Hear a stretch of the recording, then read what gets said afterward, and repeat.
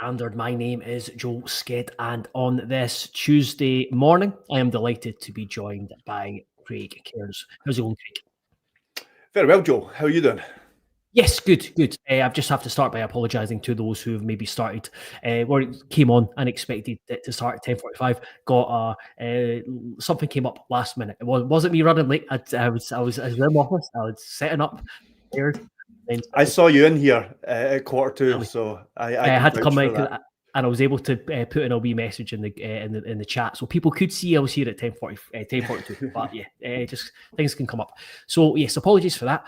We are going to do just a kind of quick fire show today because some of us have plans. Not me, but I don't have a life. Craig does. So I'm sure you've got plenty to do, though.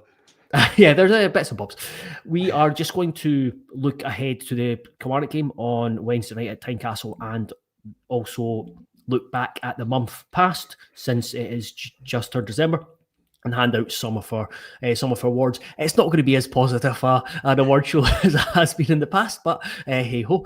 But we'll kind of start off by, Craig, you just very quickly, you rewatched the Motherwell game on Sunday or Monday and provided analysis. Was there anything that changed, or either changed your view changed, or basically strengthened your view from Saturday? Yeah, I thought Hearts were a wee bit better up to a point in the first half than I had thought during the first half. I thought Hearts won the ball really well quite a lot of times and broke initially quite well, but then I re-listened to what McInnes said, and I think what he said was they arrived outside the box quite a lot, but then didn't have the quality, and I think that was the case. I think there were a few balls into the box, a couple of Harry Milne headers that didn't really trouble the defenders or the goalkeeper.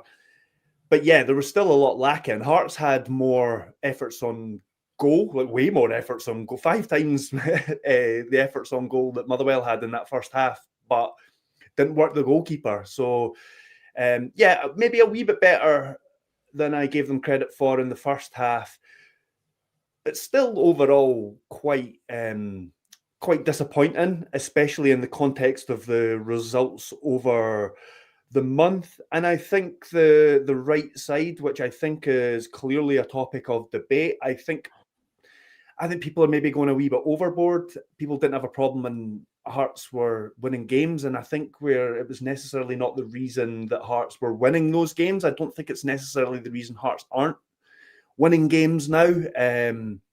Of course, you could always do better, but I don't think it's I don't think it's just necessarily a matter of playing this player instead of that player. There's always balances and sacrifices to be had, and there's risk reward and things like that. So yeah, while I get where some of the fans are coming from, I don't think it's just a matter of play this player or play that player. I think you can always, in theory, improve a team by looking at a player that's not playing, but we're not football managers. We don't see what goes on from day to day in training and things like that. So yes, I hope I've given a sort of balanced answer there without annoying anybody. Jambo says people did have a problem. I'm guessing that's not fair to say in terms of the right side. I think Craig was referring to when winning games. I think it was working well. But Jambo says we now have a massive gap in the midfield with Benny missing, McAtee midfield, and Borch to right back kills 2 birds. Ember, Craig, and this is kind of touched on what we did talk about. I think this is a fair comment. My main worry now is just that we're feeling very lopsided. Most of our threat is from the left, so we need some kind of change down the right. And we talked about that just when we were messaging the other day about how, like, out in an attacking sense, it's a wee bit like, as a fan watching it, you're just like, it's a wee bit not deflating, but not as exciting and fun down the right side. And you mentioned in the first half where, like, Motherwell were very keen to keep Hearts going down the right, whereas wary off the threat down the left.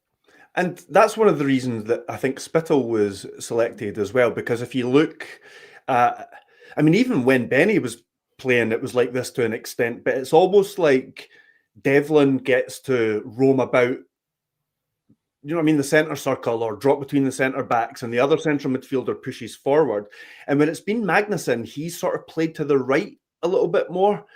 And I think the reason that McInnes was talking after the game about, because again, I know that Spittle wasn't the most popular choice among some of the Hearts fans, but I think the theory there, again, was pretty good. He was talking about after the game missing the control that Benny brings.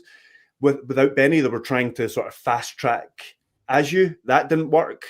And so he's gone with Spittle. And I know that, okay, you're going to lack some of the things that Benny gives you when you play Spittle, but I think Spittle can control the ball well. He can control, he's got a good range of passing and he can keep a game ticking over kind of thing is what I mean. And him sort of playing to the right a bit more, I think was intended to give a bit more of a sort of attacking threat on that side as well.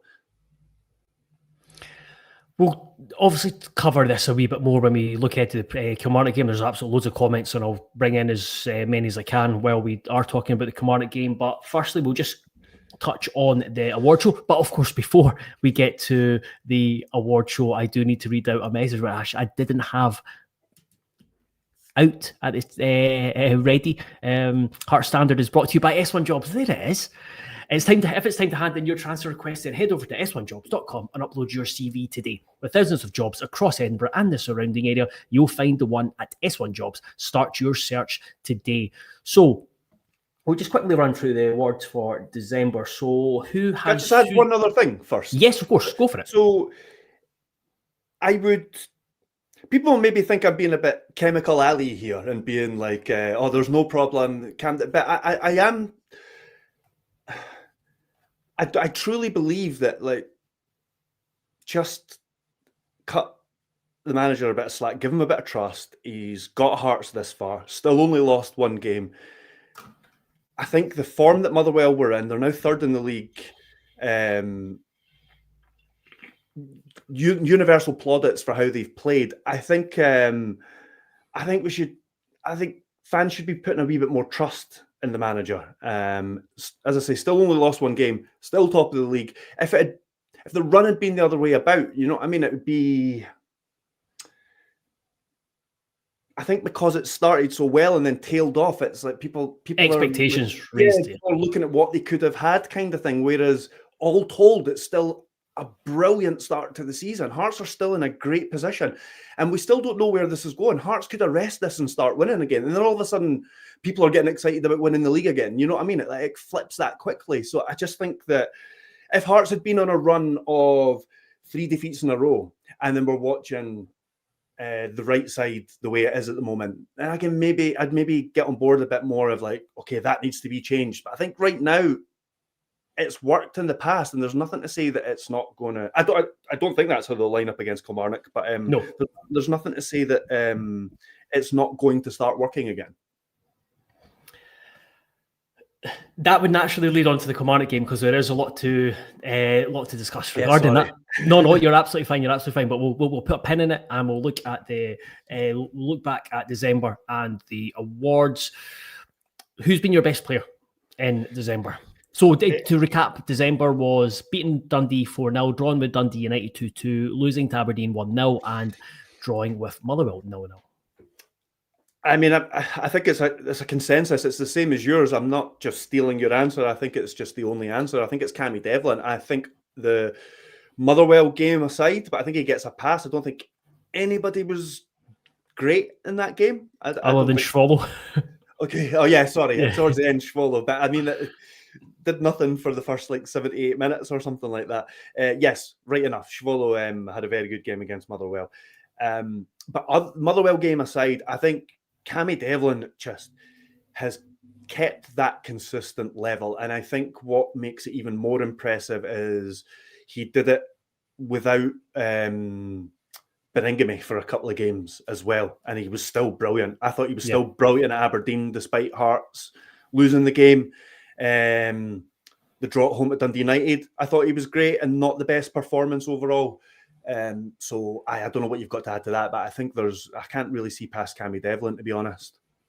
As Gorgie Talk says, Devlin was good, well played centre mid on his own against the best pass side in the country. He certainly won. I just didn't think he was as good. He didn't win the ball back as much as he has done, and that's like a very high bar that he set. Yeah. Yeah, no, that's when I thought about it. There was no one that instantly stood out, and then you just broke down each game. I thought Cammy Devlin's been like the most consistent. There's been a lot of up and down performances. There's been some good individual performances. For example, Schroll, but Devlin has been the most consistent. What was the second award? It's the second award was the biggest surprise of the month for me. Again, I struggled to think of something that was. I considered Blair Spittle in centre midfield on Saturday. I didn't see that one coming, but probably the biggest surprise was Xander Carton on the bench. He was like, "Oh yeah, forgot you was part of the squad." Well, I'm going to trump you with that. My biggest surprise was Jordan Smith being on the bench for Hearts at the weekend. Hibs goalkeeper Jordan Smith. Of course. The Motherwell, not only did the Motherwell team sheets have Jordan Smith on the bench for Hearts, the announcer who had real struggle with some of the Hearts names also read out Jordan Smith as the Hearts sub-goalkeeper rather than Craig Gordon. Two very, very different goalkeepers. Yes, definitely. I would struggle with some of those names. I'm sure we did struggle with a few of those names when we first saw them. And it would be like me trying to read out the Dundee United team before a game to a stadium full of people. I would be how that guy was, I think. Yeah, I'd be doing a lot of practice in the mirror beforehand. Don't know why I'd be in the mirror because I'm speaking, not looking at myself. Graham D says, biggest surprise is Alan Forrest still appearing. He is one of the players who a lot of Hearts fans have given up on. Is a nice way to good way to put that. So usually the third award is unsung hero, but I kind of cheated here because I couldn't think of an unsung hero. I don't know about you, so I went down the easier route and went for biggest disappointment, which was the injury to Ajew. Just when you thought that he was going to come in and he would have been, obviously, he was primed to start against Aberdeen, no doubt would have started against Motherwell. He gets injured, out for the rest of the year, hopefully back in the new year. So that's that was a big disappointment. My biggest disappointment is not beating Dundee United. I think that's kind of set the tone for the rest of the month. Again, I don't think the last two results are too bad in isolation. I think 1 defeat in 14 is very, very good. I think I've already given the reasons why a draw at Motherwell is not a terrible result. I think both of them would be more palatable if Hearts had won that game at home. And that goes with not just Hearts' results since, but Dundee United's results since as well. You saw the struggle. You see the struggles that they have had since, and they really raised their game for that. It's kind of like what Braga. I'm kind of those are embargoed. Sorry, the worry about. I know, but basically, teams. I think it's a wee bit. I don't think it's necessarily true to say it about Motherwell, because I think Motherwell have had a certain level of performance, even if they've not always got results, although they have been getting results recently. But I think there is an element of teams raising their game against Hearts, and I think Dundee United was an example of that. And I suppose an extension of that is that Hearts have been in a few sort of game states recently where they've really been challenged. They've not quite stepped up to it, but I think that's just because that's the stage that Hearts are at. Hearts aren't Celtic yet, and they've been put in some of the situations that Celtic have been in and come out of in recent games, and they've not come through them. And I suppose that's a bit of a disappointment. But again, with the caveat that this is still very early, and the first few months of a 10-year experiment, if you like. Gorgie Talk says, unsung hero is Shanklin for me. His contribution to the side is massive week in and week out, and having the likes of Bragg and Kizzy taking the spotlight distracts you from his qualities and work rate. I agree with that. Ember Craig says, disappointment defending set pieces is a worry. Feels like we've lost a few goals and giving up too many big chances there. Well, you look at the Dundee United goal was set piece. The 2 St Mirren goals were set pieces. I know this is going back to this is not in the St Mirren one was not in November, so I can see that. But then at the same time, I don't think we've given up too many chances in the last 2 games from set pieces off the top of my head. No, there was and Motherwell are pretty decent at them as well, I think, aren't they? They did score their first chopped off goal from a free kick that was taken from the wide position, yeah. Sorry, my battery's going to die. I thought this was plugged in. Yes. Yeah. So the I think Stephen Kingsley was a bit fortunate because he was defending a wee bit too deep for the disallowed goal. But it was offside, so I mean, it doesn't matter. I mean, again, that's another thing that I think that's happened to Hearts in a couple of games recently, where the other team has had big chances. I think it was a Hibs game maybe as well, where they had big chances in the second half, but they were all offside, and it felt like there was some sort of momentum going at Hibs' way. But when you look at actually like the race chart, the accumulated XG, it's like they didn't create anything after 50 minutes or something along those lines. So yes, I think there was a bit of that going on with Motherwell as well, where they had the ball in the net twice. They still, barring the end of the match, there was a period before that where they had a couple of chances that were offside, and a couple of times the ball in the net was offside, and it kind of gives the impression that Hearts are under a bit more pressure than they are. Jambo says Stuart Finley's less than convincing performances have been surprising. I think he was maybe not fully fit, maybe not 100% fit at the weekend, and I think there was a couple of moments where he got caught in two minds and things like that. But I think there was a moment in the first half where he kept pace with Massimo Nisi, and I was thankful that he was playing. So it was an up and down. It was an up and down game because he just went past him so easily. Yeah, and there was a moment in the. I think there was watching the game back, so sorry to bring it back to Motherwell, but one of the big things I think McInnes wanted was the two wide centre backs. So essentially when Hearts were out the ball, Milne was essentially a right wing back, McEntee a third centre back, and then Finlay either side Halkett. And the big thing was, I think, with the way the Motherwell play and the 2-10s were getting into like narrow positions, McInnes wanted the two wide centre backs when they're defending to step out and engage with them, and I think that was one where the ball got zipped into Callum Slattery and he got loads of space, and I think, if my memory serves me correct, Shankland had a lot to say, and I think he had a kind of pop at the defence, and I think that's what that was leading to. So it's like he pulled the two of them aside, didn't he? Pulled Kingsley. It was like he pulled Kingsley and Finlay aside and gave them a mouthful, an earful.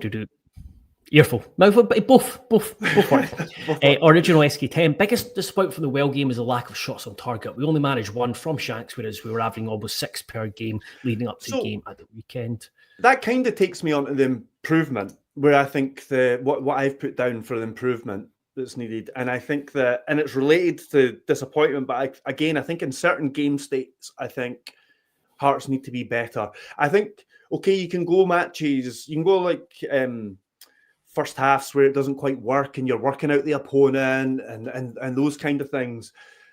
But I think the second half against Motherwell there, that really sort of dominant period, that's where I think Hearts need to improve. Hearts need to be taking advantage in those situations. Or Aberdeen the previous week, getting an equaliser when they're pressing for it. I think those are the improvements that I'd like to see from Hearts. I think that's how close Hearts are to kind of maybe not maintaining a 9-point gap at the top of the league, but at least maintaining being top or being within touching distance of being top. Yeah, I think that's a big thing. That was probably my biggest frustration from the weekend, was how we let Motherwell back into it, because it was kind of twofold. Going back to what the original SK10 says was we had Motherwell pinned back, but never really. Well, Ward wasn't called into action at all, and then you're just thinking those last 15 minutes. That's when you step up, and that's when you really make it difficult for Motherwell, and you get it to the point where they're surviving, where they kind of just they didn't, while they were pinned back, they didn't really have to like survive and do last-ditch defending, and then it allowed them to come back into it. I don't think, well, Rangers would, because Rangers are a mess at the moment, but Celtic, I don't think when they've got you in that position, they won't let you come back into it the way the Hearts allowed Motherwell to come back into it. So that's definitely something. That's definitely something that it's like the next evolution. And you mentioned that where Hearts are at the moment, and it's just that room for growth. Mine is, I completely understand and agree with a lot of what you said about the right-hand side. I just think that the right-hand side as works in certain. I can understand why McInnes played it at the weekend because of what he wanted with the team outside without the ball and how they were set up. And like you said, it's been relatively successful this season, so got no issue if McInnes thinks that's the best way. But my issue was like the limitations going forward. It was really frustrating seeing McEntee run the ball out the pitch when he had a really good crossing opportunity. Yeah, it was really frustrating where Harry Milne was in a good position, and then he ended up running it into the corner flag. And I do think that's definitely a room for improvement. The right-hand side, I think Derek McInnes would say that. I think every single Hearts fan would say that. He said it himself after the game, I think. Yeah. I can't remember exactly what he said, but he wasn't directly asked about it, but he said it's been an issue for us or something along those. I'm paraphrasing, but it was something along those lines. So, yeah. And I don't think, while we'll get onto the Kilmarnock game very shortly, I do think there will be changes, and I think what fans want, but they might get to see a wee bit off against Kilmarnock, but I do think that Hearts fans will have to. I think Derek McInnes has players he trusts, identity or shape, or certain players in certain positions that he trusts more than others. I don't think we'll see massive improvement until the January transfer window, and over a couple of positions. So that's I think this is going to be a more medium-term improvement rather than bang, it's going to be instantly improve in the next couple of games. But I do think. Sorry, I think Oisin McEntee is a more than serviceable fullback. I just don't think he is. Don't think he's a wing back, and I don't think you want him as an attacking fullback. It's like an attacking fullback, so that's where I do think you perhaps need a winger. Looking ahead to like Wednesday, Kizaridis on the right hand side, and then you've got Spittle on the left, or if Kajota comes into it. But I do think he's still. I think he's still building up to it, and the fact that he's not been used a hell of a lot is that I think they still view him as adjusting and building up to being a more integral part. And this is and that's what Derek kind of spoke to when he spoke to Alex Muzio from USG. One of the big things he talked about in the summer was you need to accept that some of these players that signed are going to take 6 months to adjust. Exactly. They're all coming from other leagues and stuff. Yeah. Everyone's not going to hit the ground running like that. Yeah, and I think that's why there's still certain players that are playing that maybe fans aren't that excited to see in certain positions. I think Wednesday's much more of a game where Hearts can not worry about the opposition as much. Yes. And I mean, it's a team that has conceded a lot of goals, not won in 7 games, and is coming to a difficult venue. Albeit one that gets a result. It's pretty good at getting results at. But probably better Kilmarnock teams than this one. So it's probably more of a game where Hearts can focus on themselves a lot more and pick a more attacking lineup, those kind of things. I still think it's a bit arrogant to think that they can go to certain games and not worry about the opposition, what the opposition are going to do at all. Motherwell had the top scorer in the team. Yeah. And I don't know, maybe when he's playing McEntee and Milne there, it's not necessarily a defensive thing. He's doing it to limit threats, but he's doing it to get his attacking players into the game. And okay, you can argue it's maybe not worked as well on the day, but you could also, who knows if he plays Borchgrevink instead of McEntee, right? Who knows if he's like maybe not got he certainly doesn't have the physicality, right? So maybe who knows if he's got like the defensive qualities of like how McInnes wants that right back to play that position. And I mean, I don't know, you could be a goal behind, for instance, if you play Kajota instead of Milne, or you know what I mean? Because then Longello's got much more freedom. He's been one of the standouts for Motherwell this season. So I don't know.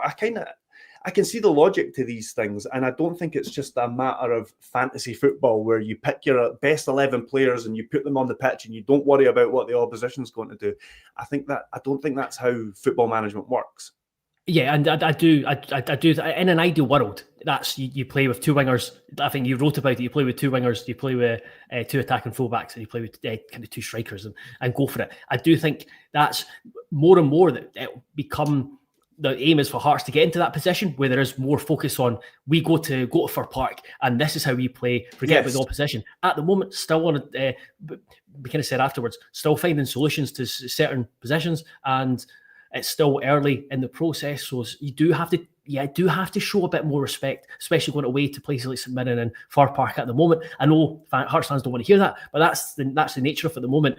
And then in time, be able to be a bit more ballsy and go forget about Elijah Just and etc. You just have to worry about worries about Hearts. And he hinted about that himself after the win at Ibrox when he was asked about playing Harry Milne at right wing. He said, we're not there yet where we can play two wingers and two strikers at Ibrox. So that suggests that that's somewhere that he wants to get to at some point. Right, we'll just finish up by looking very briefly at the Kilmarnock game. I will put forward my predicted 11 or possible 11, and I do I think this will happen? I wouldn't be surprised if the 11 is Schwolo, Borchgrevink at right back, Halkett at right centre-back, Jamie O'Carter left centre-back, Harry Milne at left-back, Kizaridis on the right, Spittle on the left, or vice versa, and then McEntee and Devlin in the middle, and then Kabori and Shankland in attack. I just think you've got a nice balance there. You get McEntee in the middle. Like you said, Wednesday is a game where Hearts can do what we were talking about. It's like you kind of almost forget about Kilmarnock, and you just like, this is a team that are struggling. Go out there, go from the start, get a result and performance that's really that gets a wee bit of momentum back, gets a wee bit of winning confidence back going into the Celtic game. Stuart Findlay, I think he was played on Saturday because of the pace and the movement in the Motherwell attack. Whereas against Kilmarnock, I think you can give him a rest, get him prepared for the Kilmarnock game. And then Spittle, I just think gives you, while there's an issue with the right-hand side, he gives you a wide option, a passing option, a guy who can pass forward and look to play Kabori in behind. And then you've got Milne either going round him or Borchgrevink going round him on the other side. So, that's what I would go.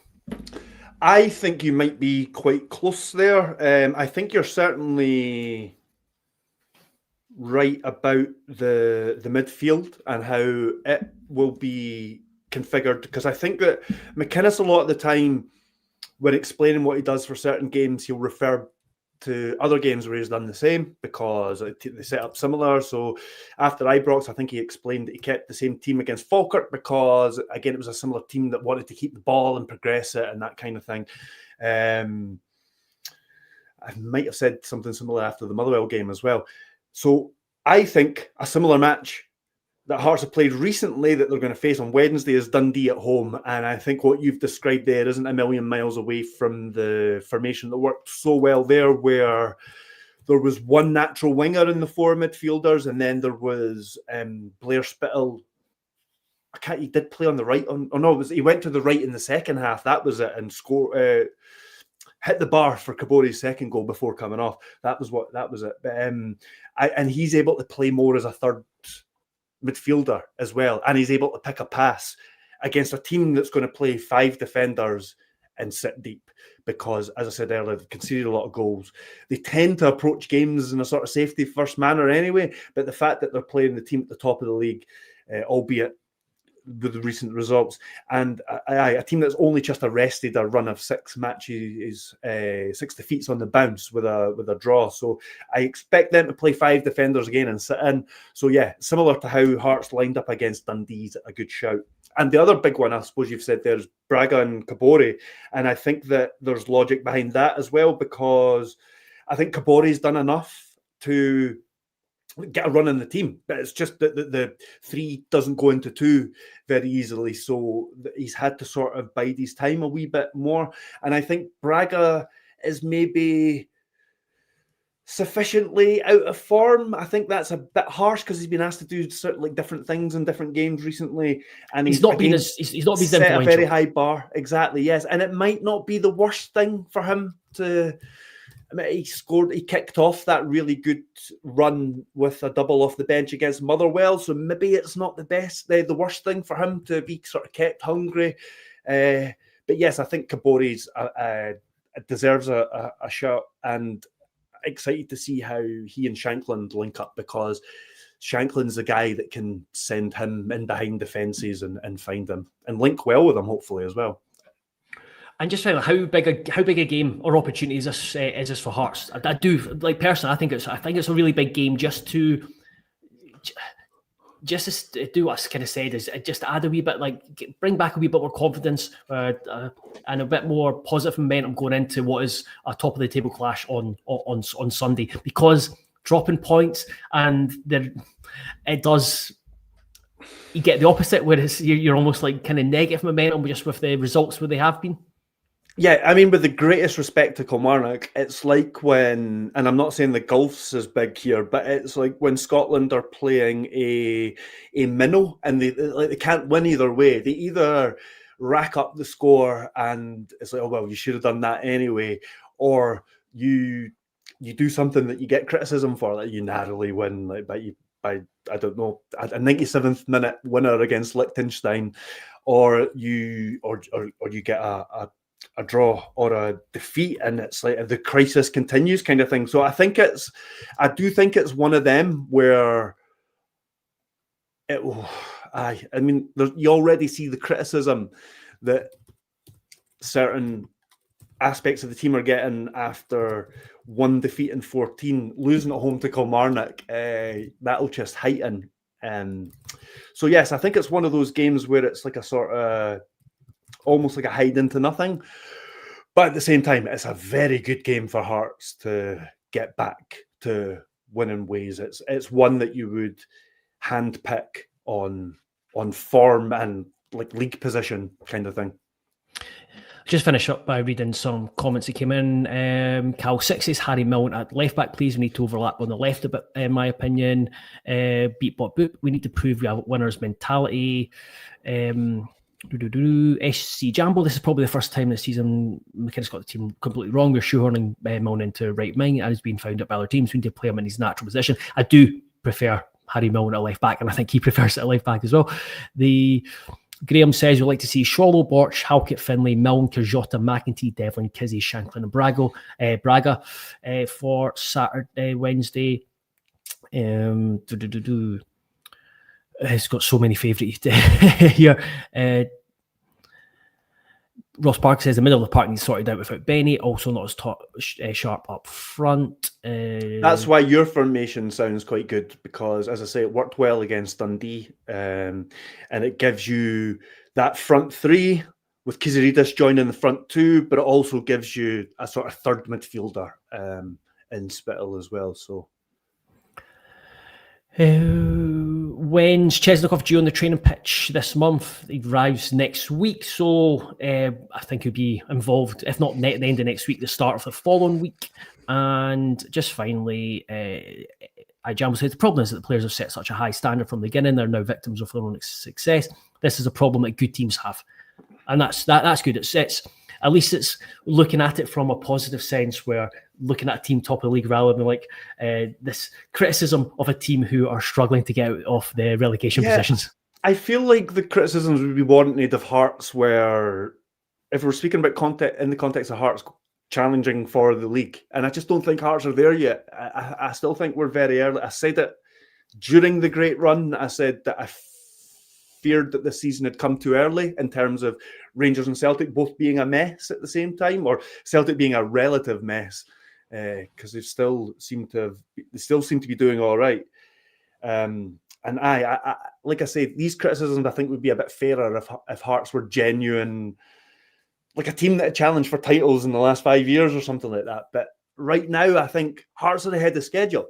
I think Hearts are ahead of schedule, and I still think that they're, even the games that they've not picked up wins in, they've not been far away. And I just think a couple of wins and then it's all of a sudden. Think of the context if Hearts get 2 wins this week. Think of how different the context will be from losing to Aberdeen and drawing away to Motherwell to then winning a game that should win, let's say, at home to Kilmarnock, and then going to Celtic Park and doing the unthinkable. I mean, think of how different that would be. And that's just 2 matches. Yeah, I do think that it's a balance where it's from game to game. I do understand like questions. I just don't think the criticism should be over the top. I think there can be criticism from game to game just on what we see, but just it's without thinking everything is the end of the world. But we will be back after the Kilmarnock game on Wednesday. Hopefully we'll be talking about a win going into Celtic Park at the weekend. Thank you very much for everyone who has commented and interacted. There was brilliant, loads of comments, so many I couldn't get around to, so many good ones. So thanks very much for that. Anything else I need to say? Don't think so. Enjoy the rest of your Tuesday. I hope you enjoy the game tomorrow, and we will speak to you again soon. Bye-bye.